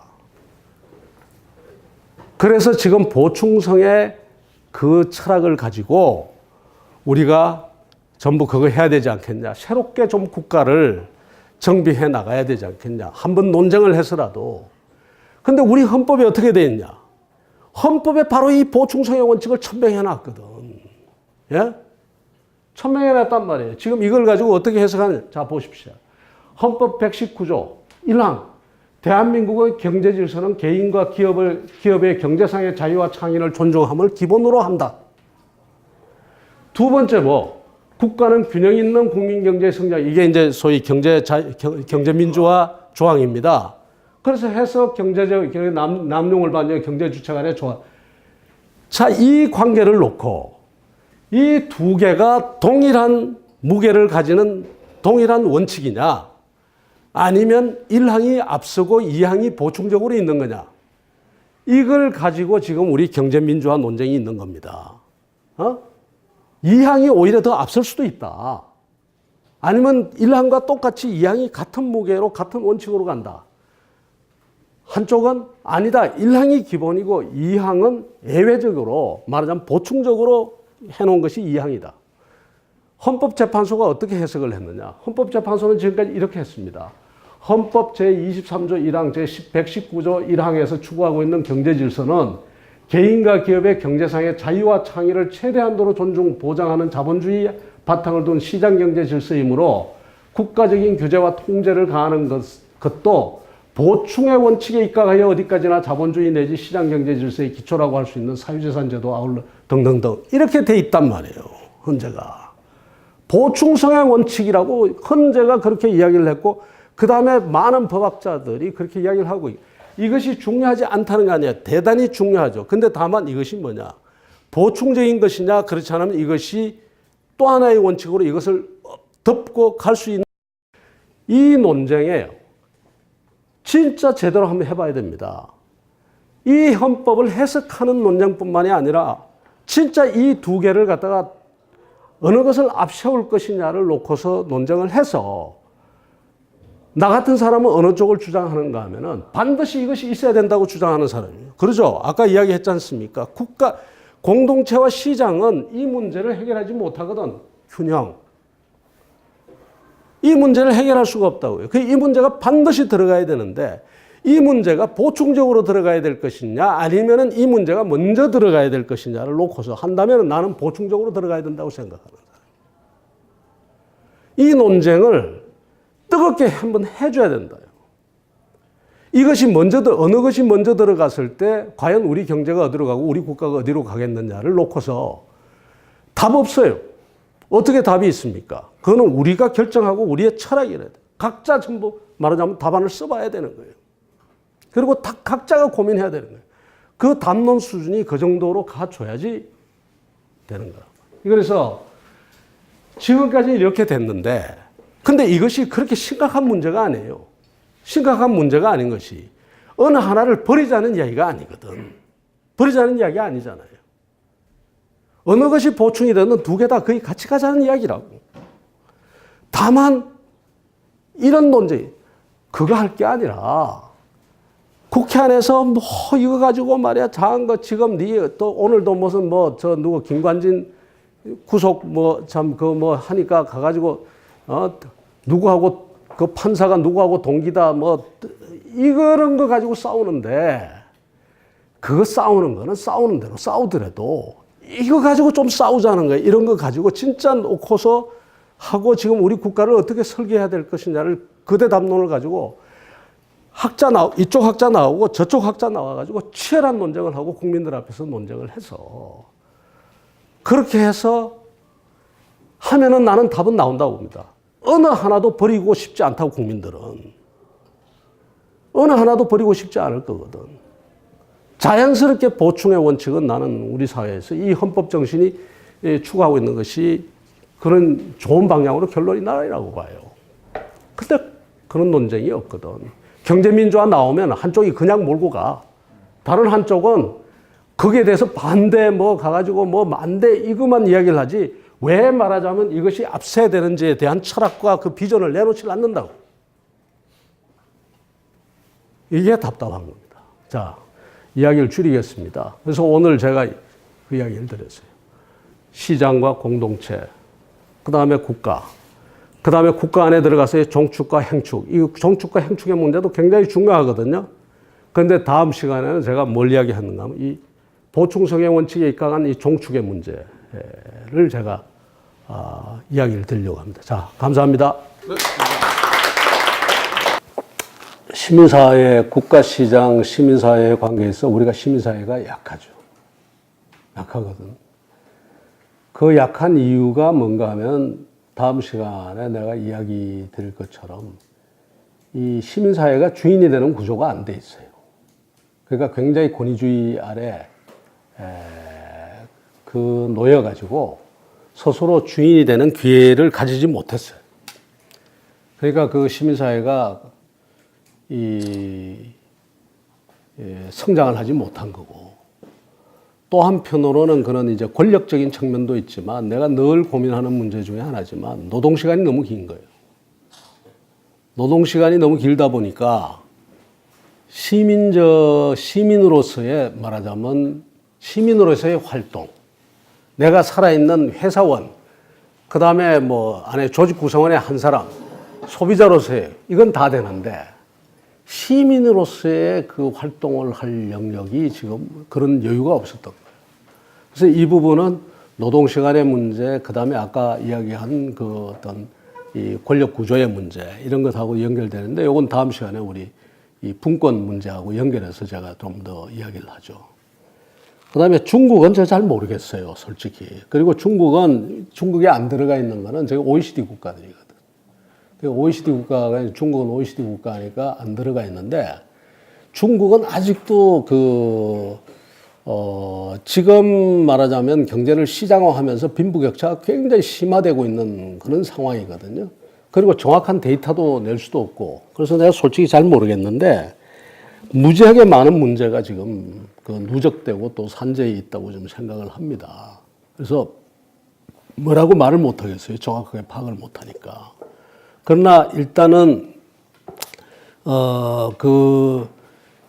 거기는 아직도 말하자면 국가사회주의 그런 경향이 아직도 굉장히 강하게 남아있기 때문에 우리하고는 전혀 다른 환경이다 이렇게 보고요.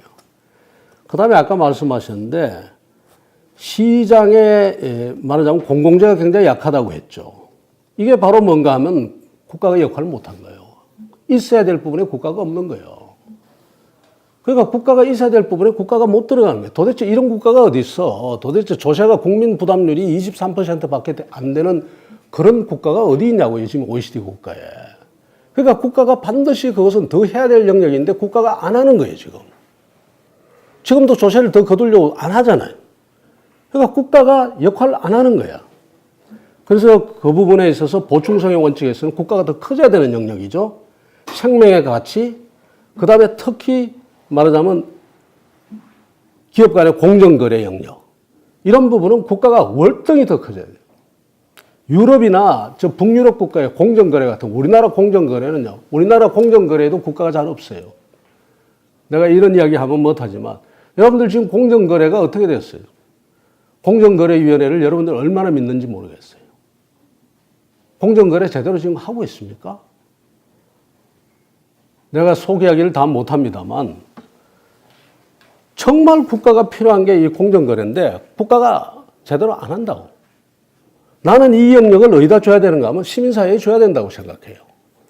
공정거래만 하더라도. 왜 시민사회에 줘야 되는가 하면 지금 예를 들자면 이런 거야. 소비자 집단소송 문제가 한국은 집단소송 문제가 다른 나라 뭐 대부분의 국가가 다 있는데 우리는 없다고. 인정이 안 되는 거예요. 집단소송은 공정거래가 지금 국가가 독점하고 있다고. 그게 맞나요? 왜 내가 말하자면 내 시민이 내 개인이 삼성 제품이든 휴대폰이든 아니면 뭐든 내가 왜 소송을 하면은 그 소송 안 한 다른 사람까지도 다 보상이 되게 하면은 기업이 정신을 번쩍 차릴 텐데 왜 국가가 이걸 막고 있냐고. 말이 안 되잖아요. 그러니까 국가가 진짜로 국가가 역할을 갖다가 못하거나 아니면 국가가 있는 게 오히려 탈이라 해야 된다. 국가가 어디를 줘야 되는가 하면 자기가 독점할 거 아니라 이걸 시민사회로 줘야 되는 거예요. 환경, 인권 이런 문제도 다 마찬가지. 국가도 하지만 뭐도 해야 되는가 하면 시민사회가 이런 부분에 대해서 열심히 아까 제가 이야기를 했죠. 직접 도둑을 잡겠다고 덤비는 행위보다 오히려 보충성의 원칙에 입각하면 시민사회 스스로 도둑을 잡도록 말하자면 밀어주고 도와주는 역할을 해야 된단 말이에요. 그런 역할에 보충성의 원칙에 입각해서 하면은 지금 아마 공정거래 문제도 지금보다도 훨씬 더 나아졌을 거예요. 대리점 문제고 뭐고 갑과 을의 관계도 국가가 관여해서 완전히 실패나 국가가 독점함으로써 안 돼. 시민사회하고 권한을 나눠야 돼요. 왜 시민사회가 여기 관여를 못하게 하는 거예요? 이런 거 안 된다는 거예요. 응? 그러니까 지금까지는 실패라 이 말이에요. 생명의 가치 이런 것도 다 보면 국가가 주도한 것이 지금 실패, 국가가 독점하듯이 한 것이 실패라는 거예요. 그렇기 때문에 어떻게 해야 되는가 하면 시민사회가 움직일 수 있는 영역을 더 열어줘야 된다는 거예요. 그래야지 나는 그게 답이지 지금처럼 국가가 가가지고 독점하고 있는 이 상태로 가는 것은 절대로 안 된다. 그 다음에 미국하고 이제 북유럽 모델을 가지고 이야기를 하시는데요. 저는 당연히 북유럽 모델이죠. 미국은 문제가 많은 국가입니다. 제가 여러분들한테 그 영화를 하나 권해볼게요.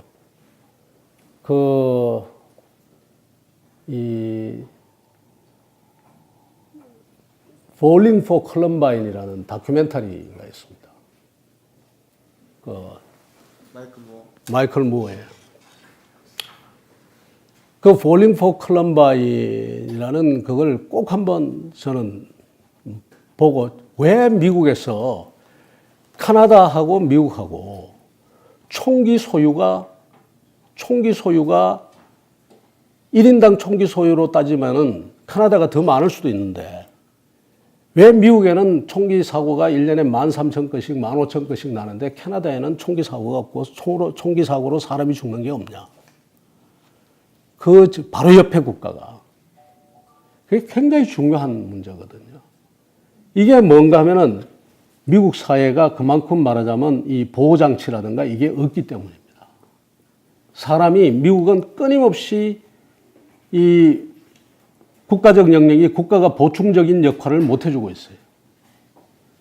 그렇기 때문에 안전망도 약하고 하기 때문에 예를 들어서 그 Falling for Columbine에 보면은 그 두 명이 사고를 치는 게 저는 그렇게 해석을 했어요. 공부를 못하니까 어릴 때부터 들었던 게 뭔가 하면 너 학교 졸업하면 끝이야.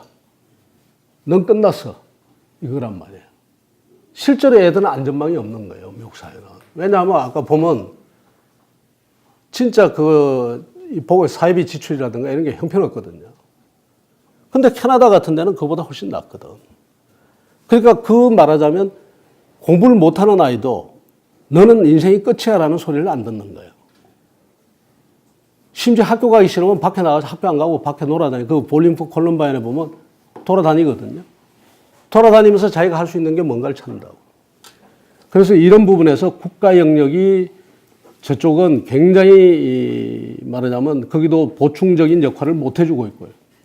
그래서 저는 갈 수만 있다면 북구 모델로 가는데 이게 북구 모델이 우리 사회에서 진짜 이게 힘든 게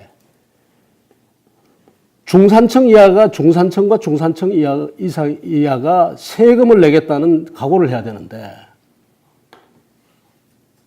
세금을 낼까요? 세금을 내려면 어떻게 돼요? 어느 게 먼저인지 모르는데 국가에 대한 신뢰가 생겨야지 세금을 내죠. 어떤 건지 모르는데 어쨌든 세월이 한참 걸리겠죠. 걸리겠지만 가야 된다면 제가 오늘 이야기한 거는 이제 북구 모델입니다. 될 수 있으면 그렇게까지는 못 가더라도 일종의 그쪽을 향해서 조금이라도 움직여보자라는 거예요. 움직여보자. 굉장히 강합니다. 예를 들어서 아까 이야기한 환경, 인권 같은 거는 이거는 용서를 하지 않습니다. 북구 사회 같은 데. 이거야말로 국가가 할 영역이죠. 국가가 할 영역이죠. 용서하지 않거든.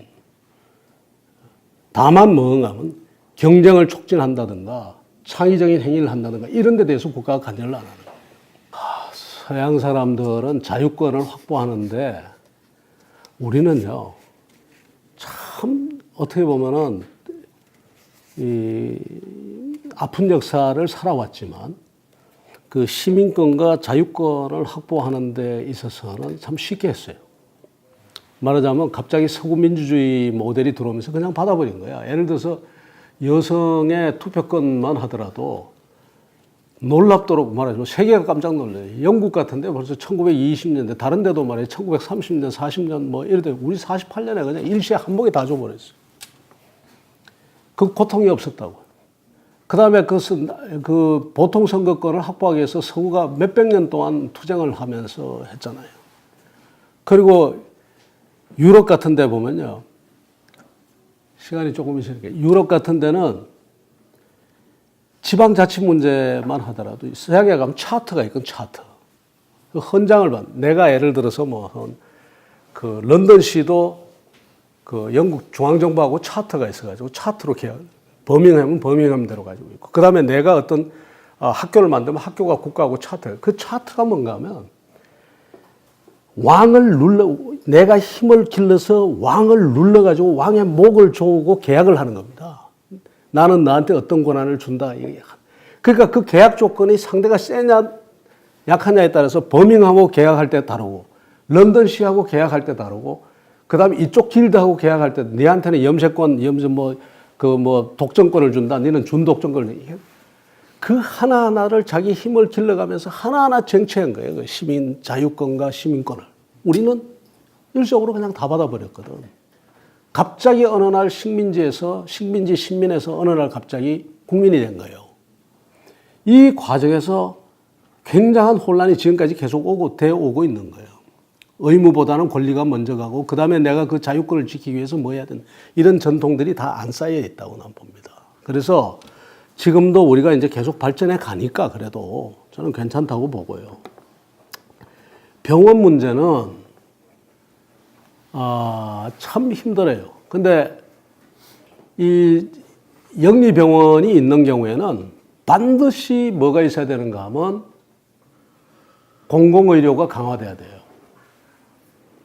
그러니까 영리병원이 생기는 만큼 공공의료는 2배, 3배가 강화돼야 돼요. 그러니까 한국 정부도 늘 하는 이야기가 영리병원을 저기다가 지금 인천에 송도하고 그 다음에 제주도 같은데 영리병원을 해주겠다 하면은 그 영리병원의 매출의 몇 배가 되는 것을 공공의료로 갖다 넣는다는 그 약속을 하고 지금 이야기를 하는 겁니다.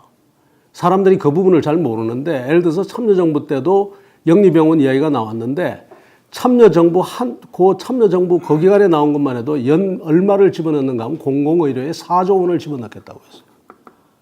영리병원 작은 걸 2개 만들면서 4조. 왜냐하면 어차피 우리는 의료복지는 의료복지대로 지금 강화돼야 돼요. 지금 의료보험에 우리가 커버하는 게 전체 60% 뭐 이렇게밖에 안 되는데 이거 가지고는 안 되거든. 70%, 80%, 그 다음에 보건소 이것도 훨씬 더 강화돼야 된단 말이에요.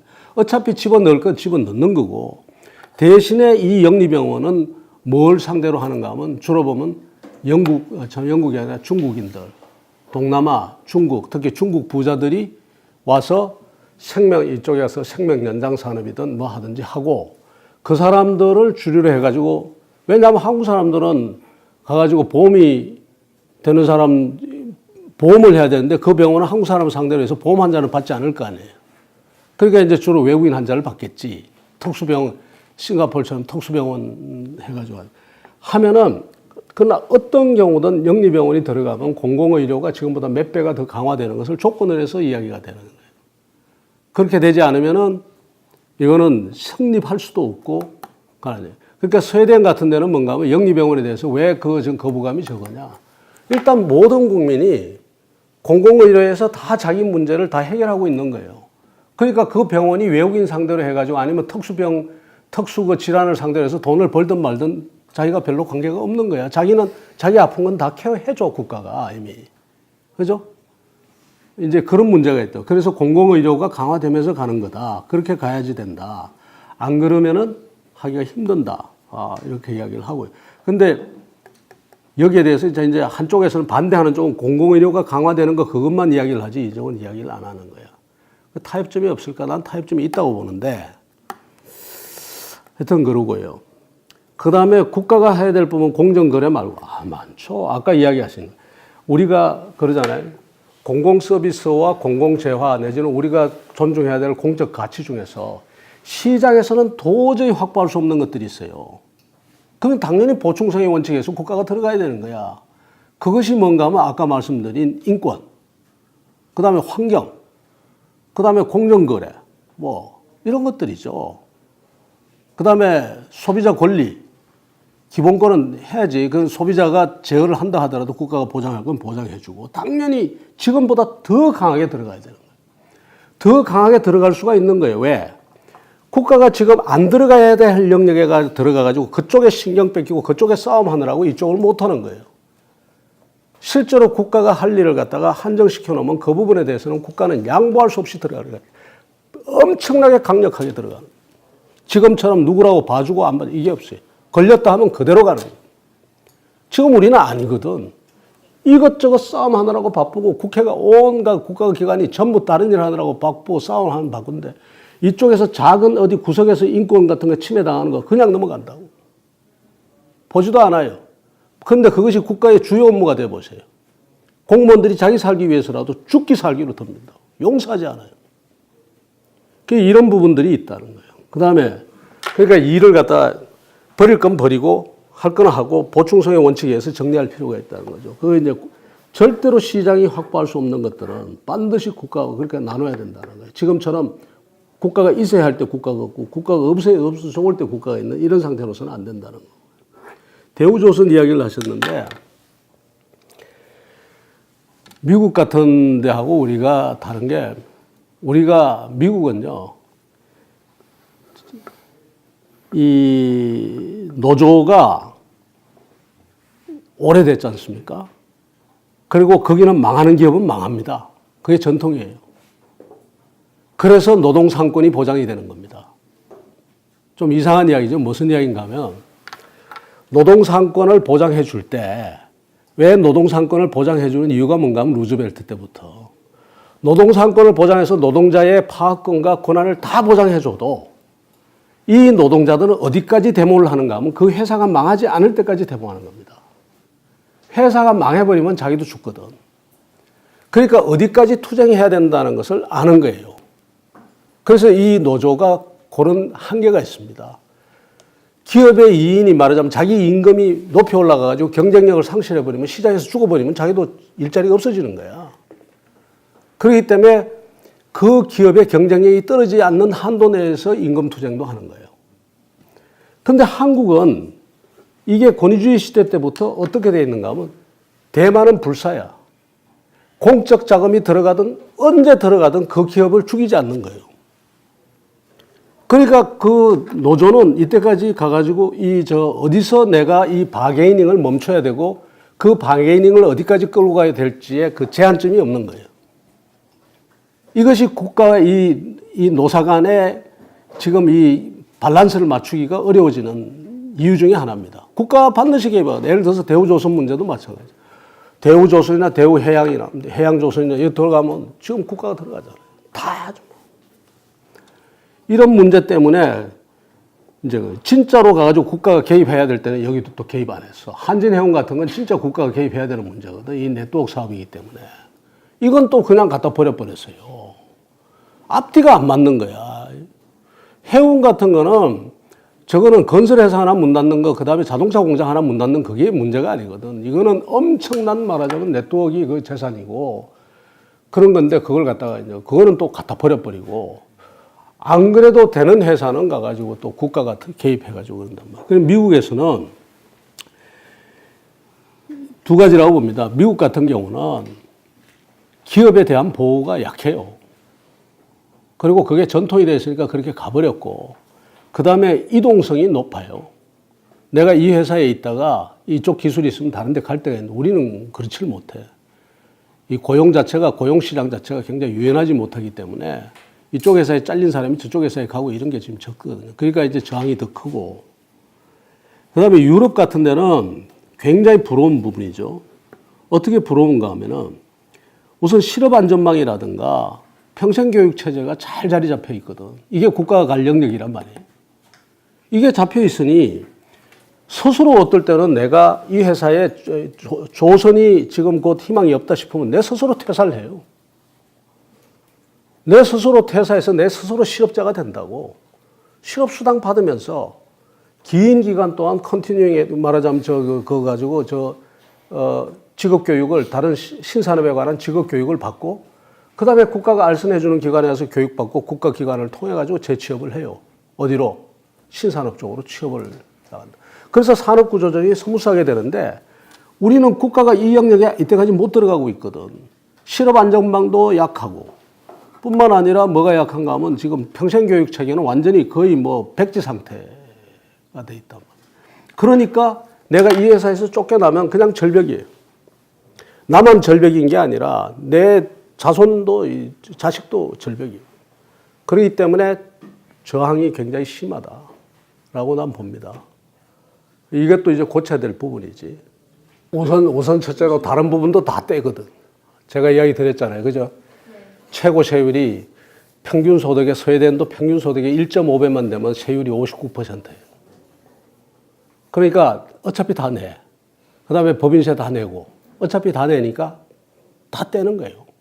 다 떼고 그 다음에 투자를 이제 국가도 일부 투자를 하기도 하고 그래서 주식을 사기도 하고 이렇게 해서 들어가기 때문에 그렇게 말하자면 다른 투자에 비해서 더 못해서는 못했지 더 말하자면 돈이 남아서 떼돈 벌 일은 원래가 없는 거예요. 그리고 그 사람들은 어차피 세율이 엄청 높기 때문에 가서 뭐 떼돈 벌려고 뭘 벌리고 그럴 이유가 없거든요. 그러니까 우리하고는 좀 환경이 다르다.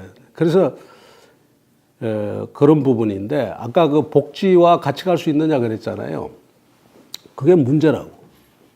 그러니까 이 논쟁을 해야 되는 얘기가 가장 핵심이 뭔가 하면 조세예요, 조세.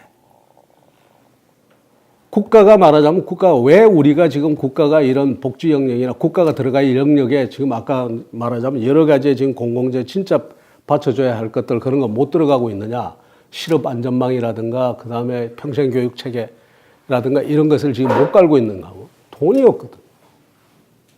결국은 조세 문제가 안 되니까 국가가 그쪽으로 못 들어가고 엉뚱하게 어디 들어가는가 하면 안 해도 될 영역에 들어가가지고 안 해도 될 영역만 돈 안 드는 일이 있잖아요. 돈 안 드는 일이 뭐죠? 규제하고 감독하고 가가지고 잡아 넣고 하는 이런 거잖아.